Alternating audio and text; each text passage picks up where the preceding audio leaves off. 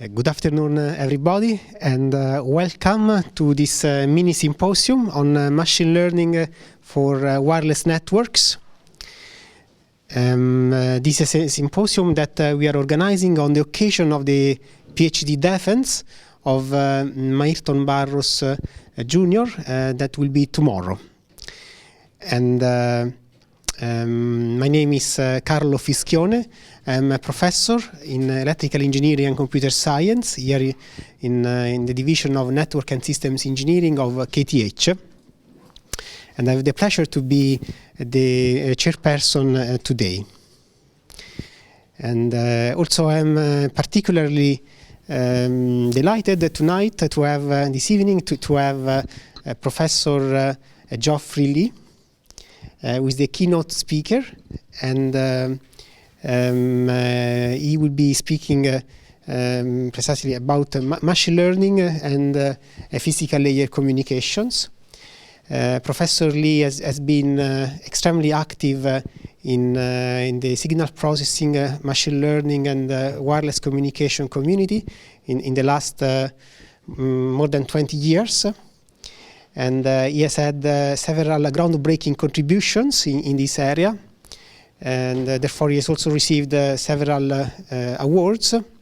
And I would like just to mention one, the RISE Award from the IEEE Communication Community, which is one of the most prestigious and prominent awards in this community.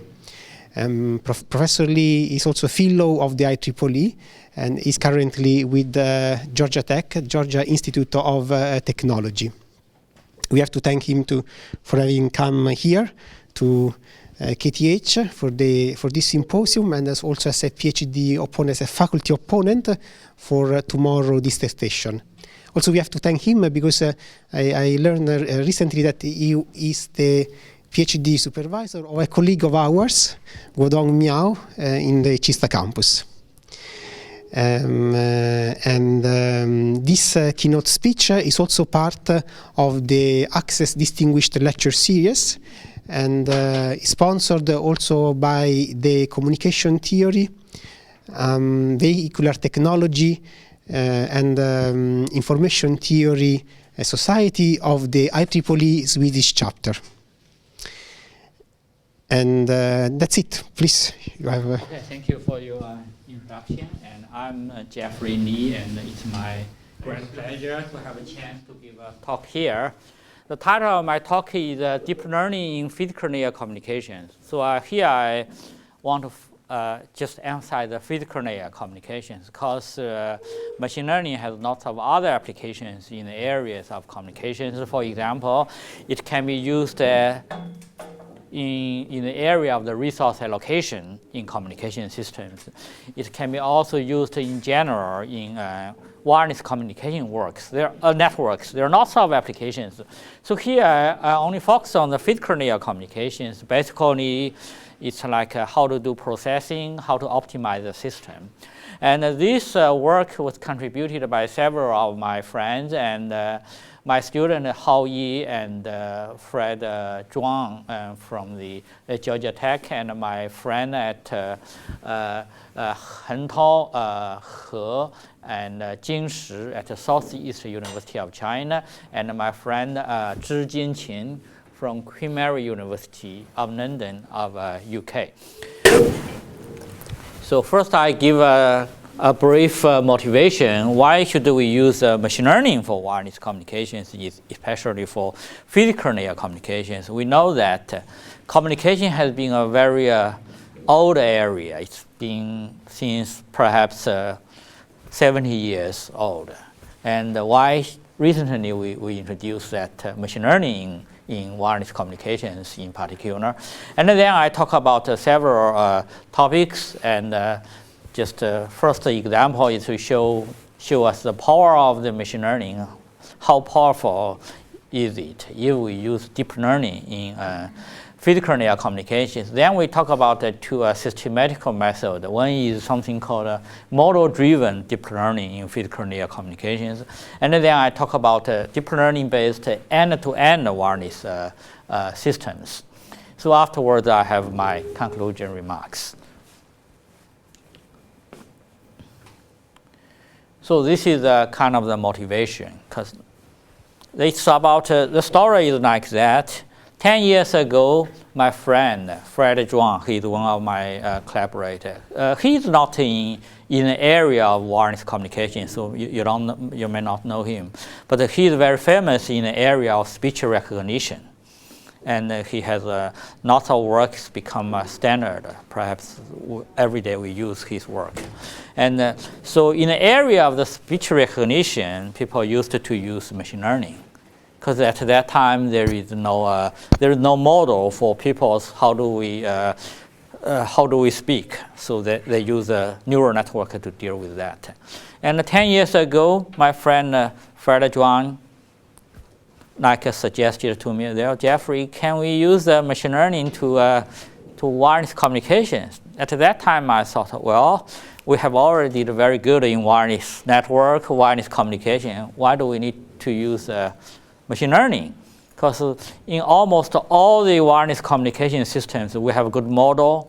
We have a good model for coding, encoding. We have a good model for signal detection, channel estimation. Everything is in good shape. We don't need to use machine learning. Until about 3 years ago, I studied this topic, machine learning for physical layer communications.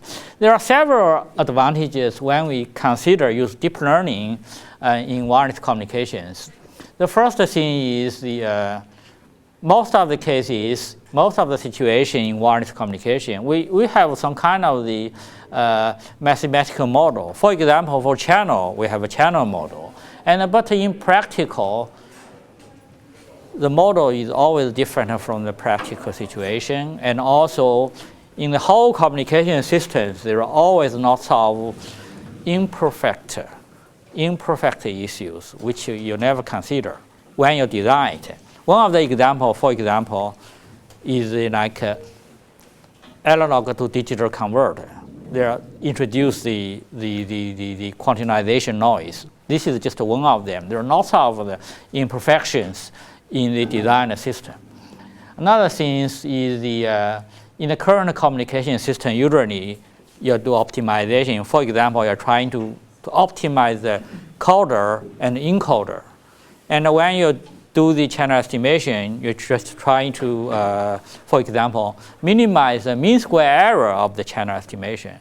But you just optimize each block or individually. There is no joint optimization because there is no way for you to jointly optimize the transceiver systems. But with the machine learning, we can do that. We can do joint optimizations of the transmitter and the receiver. And also, we want to reduce the cost of the signal processing. Right now, the hardware depends on the algorithm. We have the specific the unit for each algorithm, for example, for signal detection, for MIMO detection, for coding and encoding. With the machine learning, perhaps you can use a unified structure, which have a potential to reduce the cost and reduce the complexity.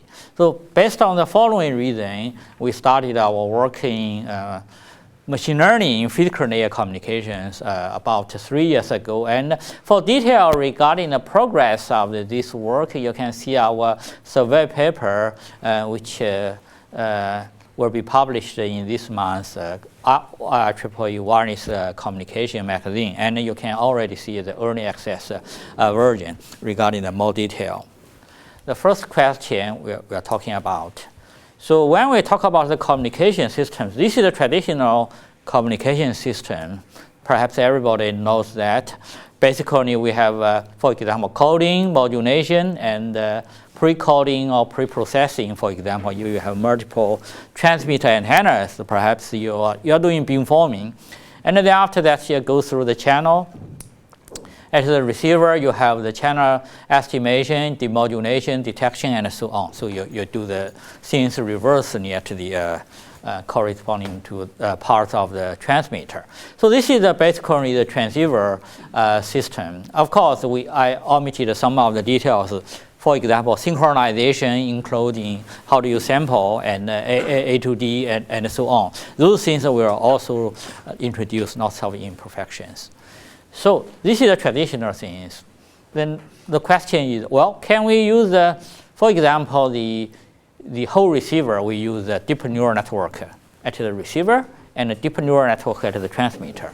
And when we optimize those transceiver, we're trying to figure out, well, if we are given a binary sequence, which X should we transmit over the channel to get the best performance? And in terms of for example, at the receiver, we are trying to detect the transmitted symbol, minimize, for example, the symbol detection error. How can we optimize the whole transceiver?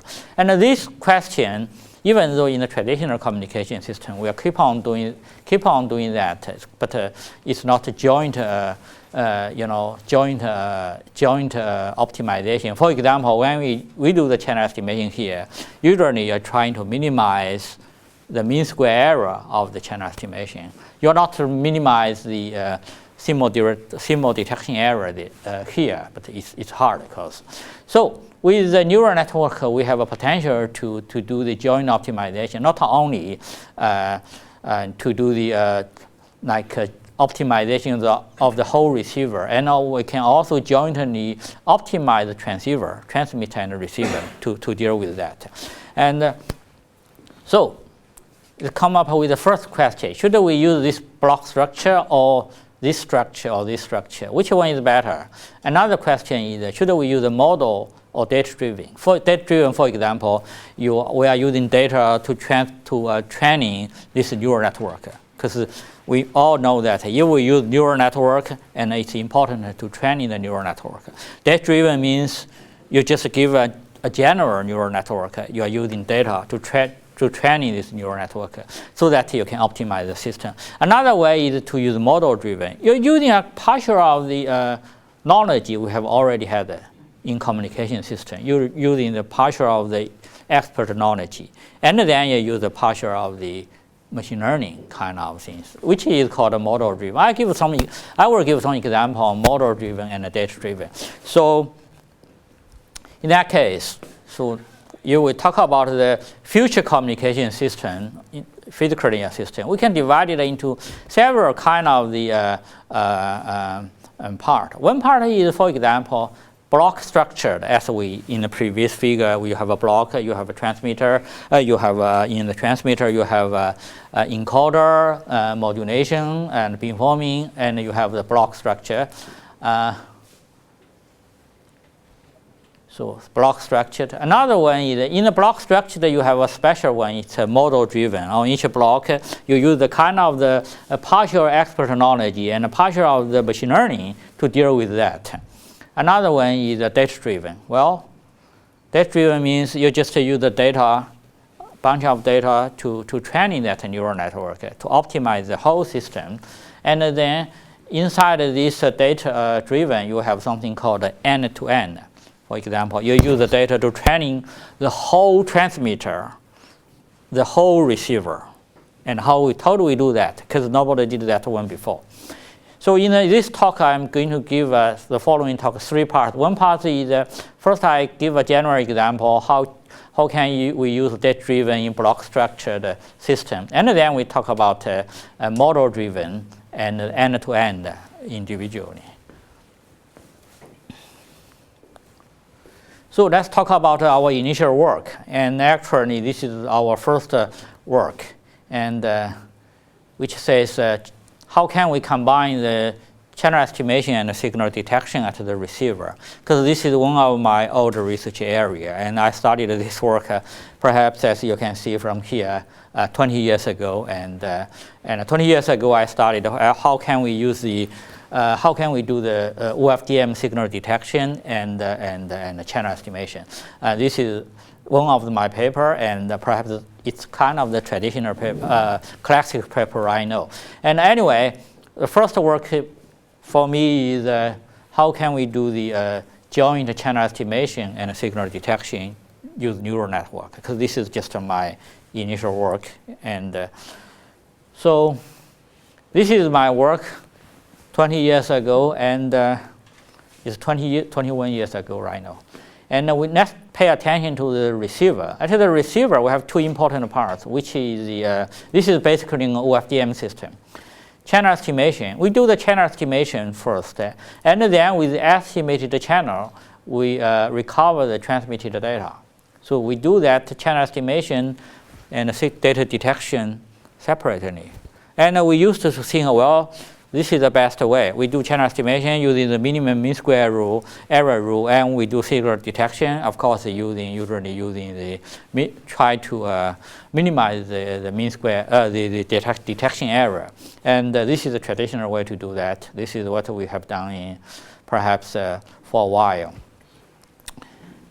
And here we use neural network, and what we are trying to do is, well, for each, we are just trying to design a neural network so that when we have received a symbol corresponding to the PyNet, and we have received a symbol corresponding to the data, we just directly input these two data into the neural network. We hope we can get to the detected symbol. And the question is, how can we train this neural network? How can we get the coefficients of this neural network? The answer is that we just use the simulated data to do that. And for the detail, and we have a publication in the last year. And this is just a brief steps to deal with that. We first the training that deep neural network to predict the transmitted data, and these data come from the simulator, and we simulated the whole OFDM transmitter, receiver, and the channel. And when we do generate this simulated data, this channel is corresponding to the broader range of channel.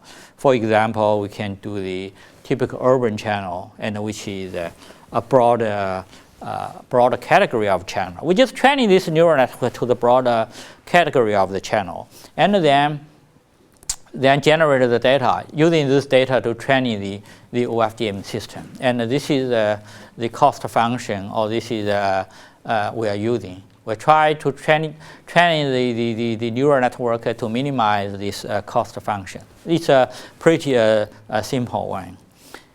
So this is the performance. So in this figure, there are two groups of curves. One group is corresponding to the system. We have 64 PyNets. So there are lots of PyNets. Almost the whole OFDM block is PyNets. Another OFDM block is data, right? We are using that one. And be careful here, this PyNet is different from the training data set in the neural network. And when we use this data to the system, the neural network has already been trained offline using simulated data. And this is just online. For the online case, we have 64 PyNets, which is used to estimate a channel. But here, we just use that one to input to the neural network. We're not estimating channel like explicitly. And we're just trying to input the received PyNet symbol to the neural network. And then we input also the received symbol corresponding to the transmitted data. And we hope our neural network can directly output the transmitted data. We do the joint channel estimation and the symbol detection in that case. So in this way, if we look at the two groups of curves, if we have enough training data, we have to get to the following performance, the dotted line. And in that case, the 64 PyNets minimum mean square error is the best. And of course, for the minimum mean square error estimator, we are using the channel statistics to deal with to do the channel estimation. In that case, it's optimal. And of course, the least square is not as good as the minimum mean square error, because for least square, we are not using channel statistics. And machine learning based is pretty close to the minimum mean square error, but it's not as good as the minimum mean square error as we can see. The performance difference is very minor. However, if we keep on reducing the number of the PyNets, And we can see the very interesting phenomena. And when the number of the partners is 8, then we can see, of course, all the algorithm has performance degradation, but the deep learning approach, the performance degradation is very small. While for other two approaches, minimum mean square error based approach and least square approach, it doesn't work at all. And this is because when you have enough training, enough partners, your channel estimation is something like a linear system, and then estimation of the minimum mean square error is the best. But when you turn to keep on reducing the number of partners, and you cannot estimate the channel directly, you have to use kind of the channel structure information and to do that. In that case, the system channel estimation issue tends to be nonlinear, and which is not good for the minimum mean square error and least square to estimate. In that case, neural network itself is a nonlinear system. They can deal with, if training well, they can deal with this issue very well. So that's why, in that case, the deep learning is very good. And in this system, we deal with lots of other issues. For example, how about if I remove cyclic prefix in UFDM systems? What's happening if we remove CP? Then there will be inter-UFDM block interference. And also, if my transmitter has a nonlinear distortion, and we know that for the UFDM signal, we have a very high peak to average power ratio. So it's hard to deal with. If we have a nonlinear distortion, we have to deal with that. In that case, the machine learning, deep learning is still doing very good, while other two approaches doesn't work as well as deep learning approach. This is our initial work on deep learning on joint channel estimation and the signal detection. It's pretty excited, and then we did something very similar. And how can we do? And for example, in this one, we're trying to say at the receiver, we're trying to use two neural networks. One neural network is for channel estimation. Another neural network is for signal detection. We just separated them, and we separately train these two neural networks, and we look at what's happened to that kind of the case. And what's the benefit to do this? The benefit is if you do this, separate these two neural networks, the number of data required to train the neural network is much fewer, because the neural network is not as complicated as the previous one. And so this is the performance. And we can see here, and if we do the simulation, then we can see the fully connected performance is not as good as our new structure. You separate channel estimation and the signal detection has two neural network structure. Not as good as that one. So, because that one requires only a few data to training, and perhaps it can be well trained. While our previous joint deep neural networks requires lots of data to transmit, and it's hard to be trained. So, and then we do a simple experiment. We do the, for example, we have a OFDM transmitter. We have the receiver. At the receiver, I just connect all the data, and then we use this data to train neural networks and see what's happened, which one is better. Then we compare the performance of the two, and we found one interesting phenomenon. And this is our test result. And we can see from here the fully connected is better than our previous approach. We call it a ComNet. You separate channel estimation and the signal detection for two deep neural networks. And the reason we found is because when we design a communication system, there are lots of imperfections you didn't consider. But with full connected neural network, it's robust to those kind of the imperfections. and it's better. So this one also tells us a story. When we do the neural network related research, perhaps sometimes you need to do lots of simulations, right? It's case by case. You cannot. It's different from the previous work. You have an algorithm. You can explain why some algorithm is good, why some algorithm is not that good. And but for the neural network, perhaps you have to do the simulation, because you look at the simulation results. If it works, then it works. If it doesn't work, then it doesn't work. It's hard to do some interpretation. That's like a disadvantage of neural networks, because it's too complicated to give some explanation. So this is our initial work, which tells us, well, machine learning can potentially be used in the wireless communication systems to improve the performance. Then let's talk about one of the part, which is model-driven deep learning in physical layer communications. So why should we use model-driven? Data-driven has lots of advantages and also have some disadvantages. So once you get the result, it's hard to you to explain why you get these results. And data-driven will not use the domain knowledge or expert knowledge. You just use a deep neural network there. They're just training neural network. You get whatever you get, maybe good or maybe not so good, right? And if we using the existing expert knowledge or domain knowledge, perhaps we can further improve the performance of the system and to reduce the number of the parameters to be trained.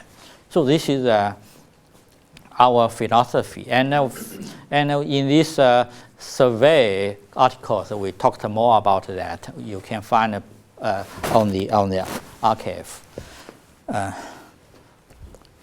So basically, the model-driven deep neural network, deep learning, is very similar to the neural network. The only difference is the structure of the network. Before, we have a fully connected neural network. If you use the domain knowledge, perhaps you have a specific structure. On that specific structure, perhaps you have a couple of or several parameters which is unknown, and you cannot get this parameter from the derivation. And you have to use the data to training these parameters. One of the story reminded me is when we do the adaptive signal processing, right? This is a very old branch, right? One of the things, how do you determine the step size? At the very we know that at the very beginning, the step size should be big enough so that the algorithm can move.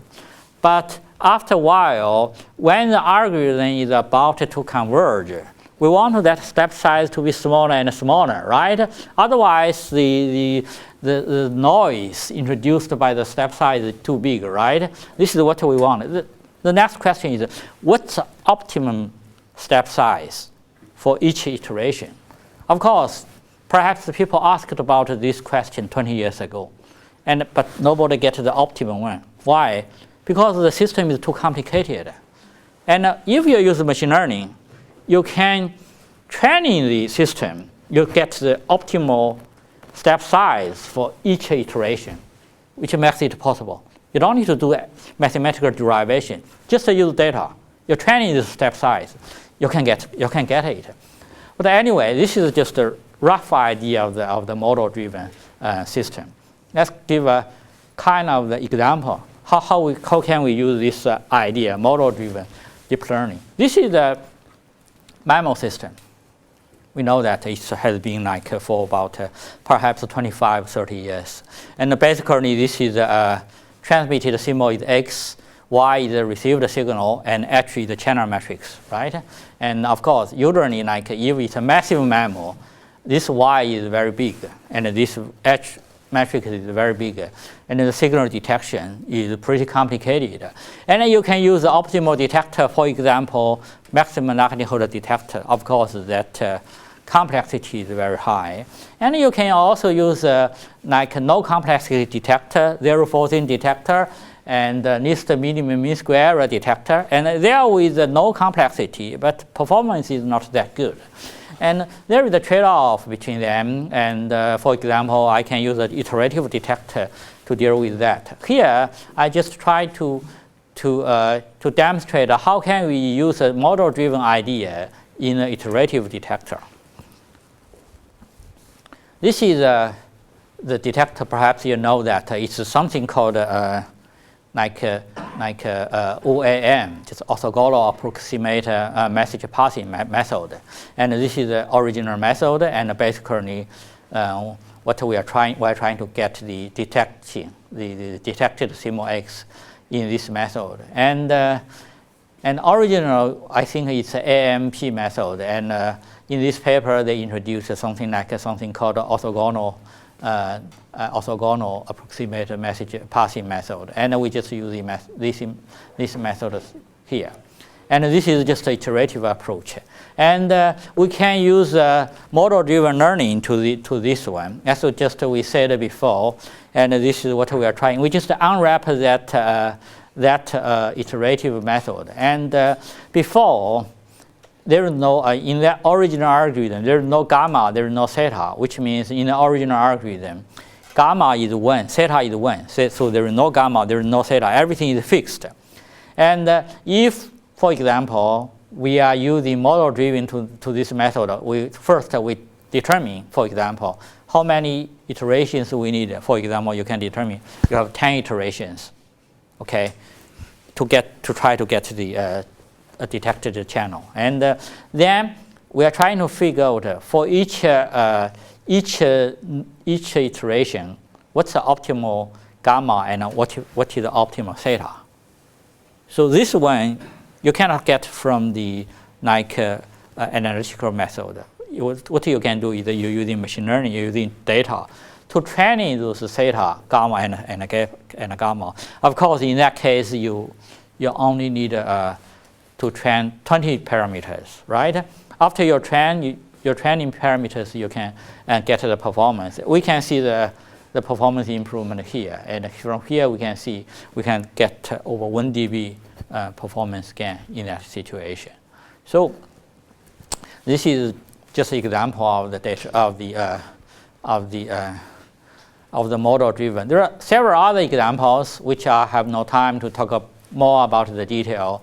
For example, you can use that for the CSI recovery in massive MIMO system, and especially with the millimeter wave system. And so in that case, the signal is sparse, and we can use the machine learning to do sparse signal recovery based on certain kind of the model. And also we can use that for the CSI feedback. I'm not going to talk more about that because of the time limit.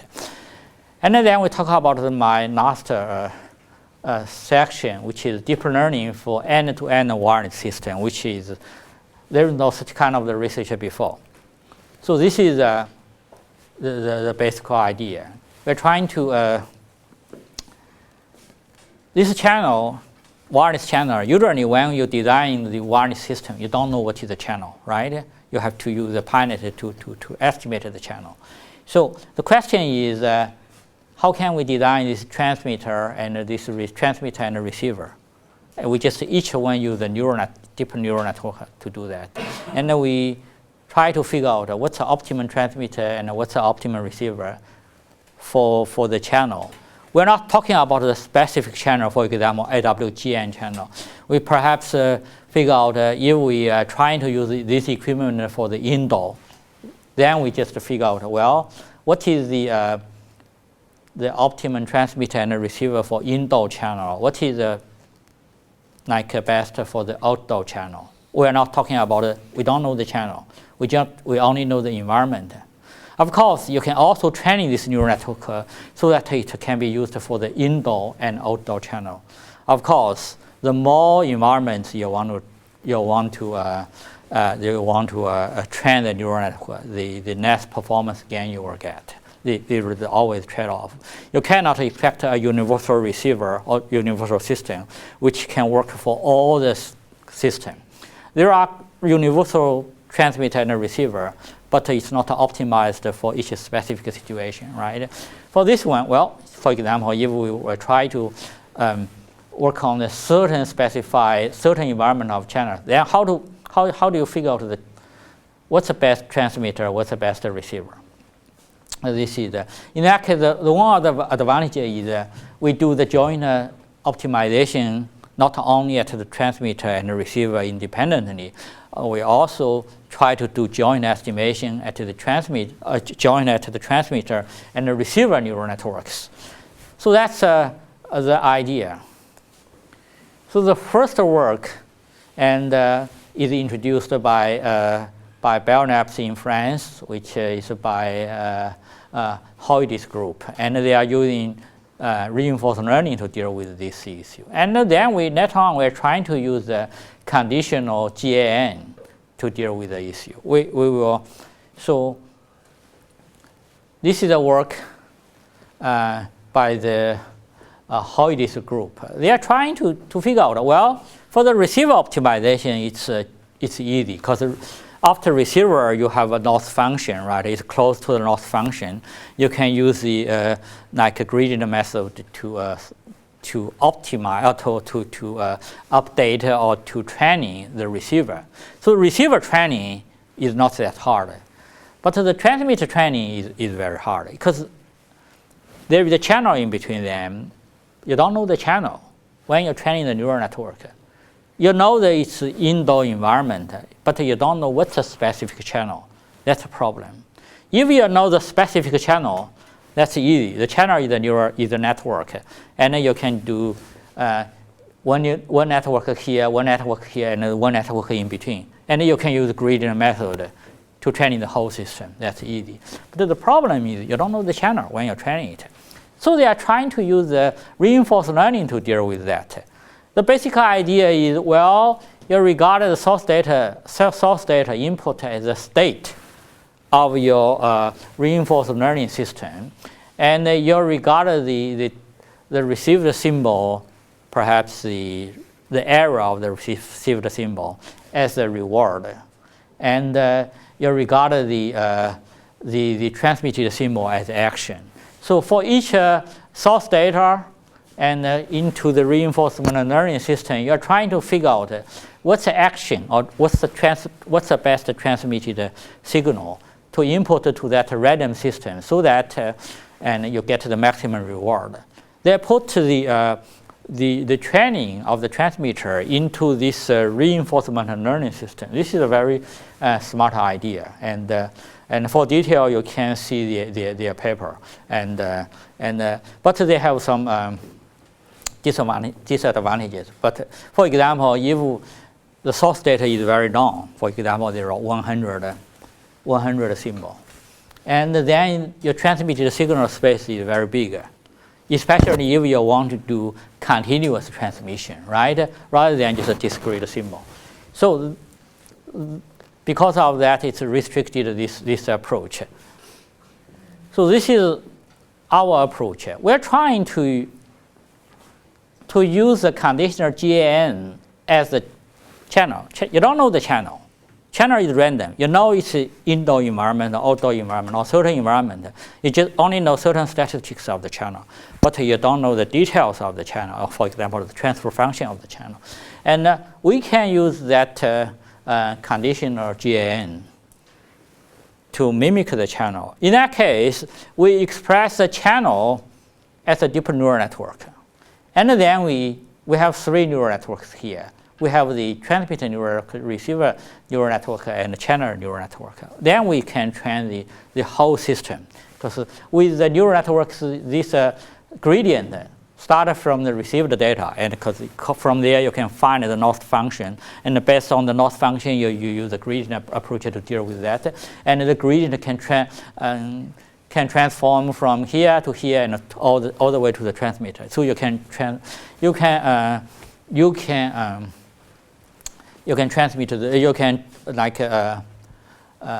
training the whole system, all the three networks. So this is a basic idea for the conditional GAN. Conditional GAN is like that. For example, if you have a real data set and you have you want to try to use the neural network to generate the data which is with the same statistics with the real data. And here you have a discriminator, and a discriminator is also a neural network. The discriminator try to distinguish whether this data is fake data or is from the real data. And so this one is neural network is trying to do the best to distinguish whether this data is fake data or the real data. And this one trying to generate the data so that this fake data is as close as to the real data as possible. It's just like a two-player gaming.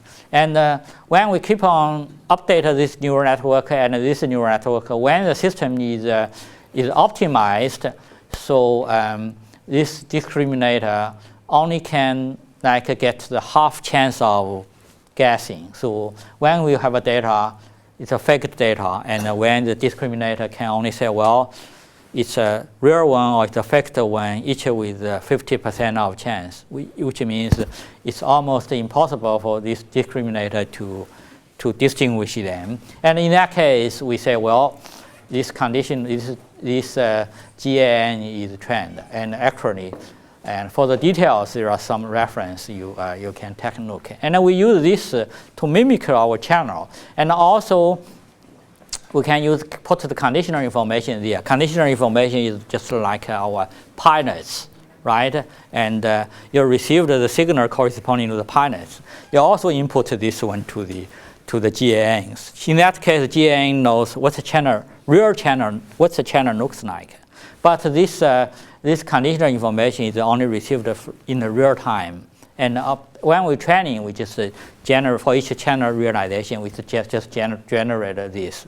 And so this input actually have like a condition as an input, conditional information. This is basically the system. And how to train the receiver. Training the receiver is easy because you are doing it here. And you have the pi nets, and you have the received pi nets corresponding to the real channel, and this is in the simulation. And also, you can for the channel, you do that way. This is a real channel. This is a GAN. I just try to use this one and to mimic the real channel. And the input of the GAN is YP because this is right here. This is YP. This is the received pi nets. Received pi nets corresponding to the received signal corresponding to the pi nets. We use YP to input this generator. But for the real channel, this is the real pi nets. This is the received signal corresponding to the pi nets. This generator will try to generate the data which is very close to the real data. This is the way to train in the conditional GAN. And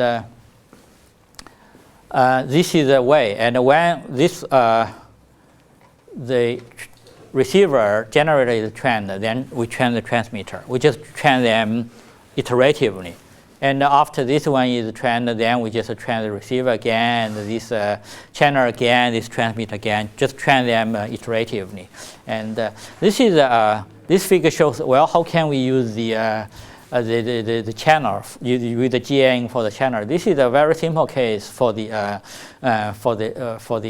red light fading channel. We can see this GAN can rotate the signal and can change the size, can change the amplitude of the signal. So it can mimic the fading channel. Of course, in real system, it's more than just a red light fading channel. It's a frequency selective channel. And we just use that one for the simulation, and this is the performance for frequency selective channel. And we compare with our system with the FDM plus QM modulation plus one of the best convolutional code right now. We can find the performance is much better than the best convolutional code right now. And we studied the mismatch issues. That is to say, your channel model is different from the real channel model. What's happened? In that case, we have some performance degradation, but it's pretty limited. So that's all. We have not much time to talk more about this issue. Actually, this one we are using the convolutional network for the transmitter and the receiver. If we use the fully connected network, we have some issues which I have no time to talk about this issue. Because with the fully connected, we can do it like a very short data sequence. But with convolutional, we can do very long. We can transmit 100 symbols or several hundred symbols in a block, and which is pretty practical. And for detail, you can see our papers on the archive. So that's all of my talk, and I'm not going to talk too much about it because of time limit. So any questions?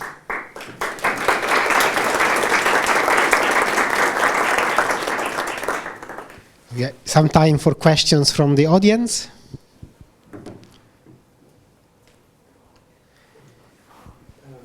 The network that you have trained using this method, I guess it's very well fitted to the specific channel that you send the data over. Have you tried how well the network performs if you change the channel after the training has been completed? If what? If you switch to another channel after training has been completed. Yeah, when we training that neural network, it's not for specific channel. It's for specific group of channel. For example, for the Indo channel, and it's a big set of the channel. And for each training data, you have a realization of the channel, and then you use that, you generate a set of data. And the next time, you another channel realization from the Indo channel, and then you get another set of data, and then you get another set of data, and then you use these set of data corresponding to different channel realizations to training that neural network. So you do use that algorithm online. You meet a channel which is still on the set of the Indo channel. It's fine, no problem. And even though that channel is not trained before. And we are talking about if, for example, you train this neural network for the Indo channel group, you meet another channel which is not inside that Indo channel group. It's another group, maybe on the Indo channel. And in that case, we call it that mismatch, because you train the data for the group of the Indo channel. But when it's working, it's for the channel from the other group. So we call that one mismatch. In that case, there are some performance degradation, but not that bad. If you meet another Indo channel, and even though that realization is not trained before, it's fine. Yeah. Thank you. You're welcome. So the natural question is then if these schemes will have to become practical one day, then the receiver of the transmitter, they need a way to detect what's the right channel class, right? Or so what is the right category of channels for which you have an associated neural network? Yeah, for in this case, and in this work, at the very beginning, we are using a fully connected neural network because it's a very natural way to think about it. Well, you use a fully connected neural network, you think that can do everything. And we use a fully connected neural network for the transmitter, for the GAN, and for the receiver. Then we found one situation is if we were trying, first of all, fully connected neural network is pretty complicated. It's lots of coefficients you need to train. It takes a long time to converge. And also, another practical issue is if you, for example, we have a transmitted symbol. For example, we use the 6 bits. At the very beginning, it's 7 bits, I guess. We're trying to transmit 7 bits. For this small data block, it's fine. You can do that. But if you're trying to increase the number of transmitted bits. You're trying to use, for example, 100 bits. Then how many different combinations you have? You have 2 to the power of 100. This is a very huge number. It's impossible for the neural network to see all of this realization. But there is a kind of the result which it tells us is, if we use a neural network for coding, and of course you just use your training neural network. The problem is, even though you train the neural network, you see 90% of your code words. And when you use that neural network for the decoding, when this neural network see the other 10% of the code words, that is not seen, not trained before, the performance corresponding to that one is still not good. So, which tells us the neural network learn, most of the cases only learn something like a table look, rather than just a principle. So, which is a pretty big challenge, because if it's like the code word is small length, it's fine. If it's 100, length 100, you have 2 to the power of 10, 2 to the power of 100 combinations. It's impossible for you to see all the code words. So at the very beginning, we use fully connected neural network. We have a problem which consists with the funding by the other researchers. Later on, we're trying to change this neural network into convolutional network. We use the convolutional network at the transmitter, at the channel, at the receiver, and we solved this problem. We found that for the if we use convolutional network, it's fine. We can transmit 100, 200 bits of message, and it's better than the convolutional code. Yeah. So there are something you need to try, and if it works, it works, and there's not much explanation here, perhaps. At least not yet, right? Because we are somehow in the beginning here of the story, yeah. And in the next years, many researchers will try to investigate whether one can prove results and not just do experiments. But in this regard, I have one question. So you have started showing some classic architecture for transmitter and receiver, and we know that these architectures they work very well. Nowadays we have 4G and soon even 5G. And GAN. I think this. There are some research on GAN. We use that for the channel. The question is, what is that machine learning can do that we cannot do today with the model-based? Is it really fundamentally adding something new? What is your opinion? That's an interesting question. Actually, most of the cases we can only try and check the result. You cannot have. It's hard to have a kind of the theory. Say, well, neural network can do this kind of work, cannot do that kind of work. The coding is the example. Says perhaps you think, well, neural network or machine learning is smart enough to learn the coding and the decoding principle, but actually it's not learning the principle. It's learning the table lookup, and of course, even though it sees like 90% of the code words, and it's trained, but for the rest of the 10% of code words, it's not see. The performance is still not good, which means it's not a principle the network can learn. It's just like a table lookup. Are there questions from the audience?